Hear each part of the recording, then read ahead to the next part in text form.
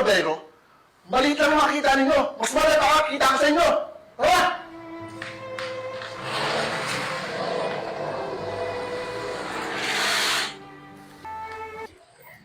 Magandang gabi po. Pwede po magwalis po dyan. Taga saan ka ba? Baka pagalitan ka ng tatay mo. Di po, kuya. Sige, pwede ka naman magwalis dito. Kaso mamaya, baka hanapin ka ng tatay mo, pagalitan kami. Gusto ko lang po kumita ng pera para pabili po tsinelas. Okay, ganito. Papayagan kita magwalis dito, pero bibigyan kita ng pera, ipambibili mo ng tsinelas. Di ba yan ang gusto mo? Opo, kuya, promise po. Pangarap ko po magbarbero po. Eh di mas maigi. Paul, ikaw muna bahala rito. Tatapusin ko muna itong ginugupitan ko. Sige, Gamok. Halika nga rito.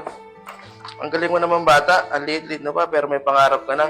Gusto mo ba talaga maging barbero? Opo, kuya. Very good. Sige, mamaya, magwalis ka rito ha. O, supo ka. Upo ka muna. Yan. Pag marami ng buhok, walisan mo ha. Para kumita ka ng pera para makabili ka ng tsinelas mo. Sige na. Diyan ka muna. Gugupit mo na ako ha. Okay?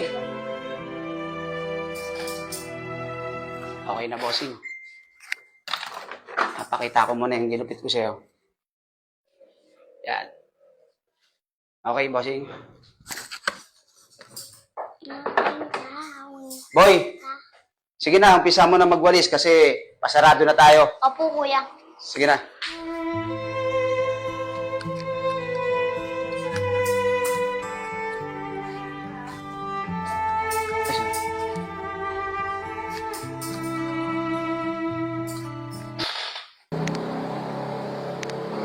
Asan na kaya yung batang yun?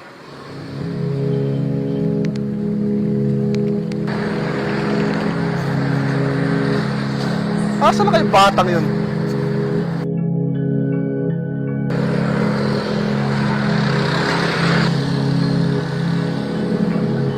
Pinahihirapan akong batang to ah.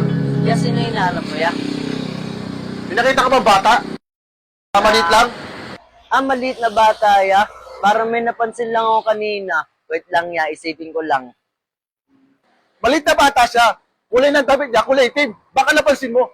Oh, yan. Naalala ko na. May napansin akong bata. Nakakulay itim. Pumasok dyan sa may, sa may barbershop. Magwawalis daw siya para makabili daw siya ng tsinelas eh. Pasaway tong bata na to ah. Andiyan ba talaga?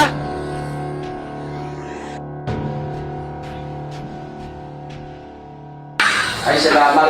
Naubos na rin yung mga customer natin. Oo nga, okay. Nakakapagod na maghapon. Ano, okay ka lang dyan? Very good.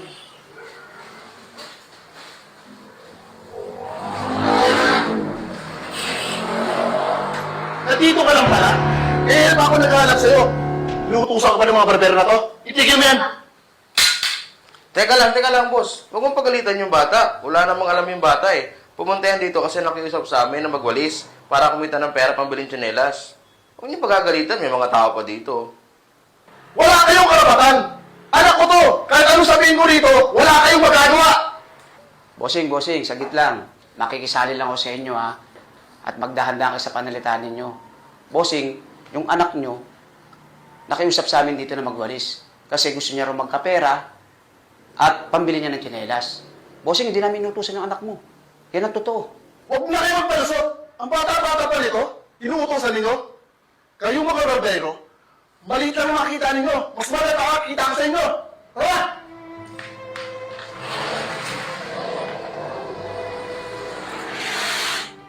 Yun lang.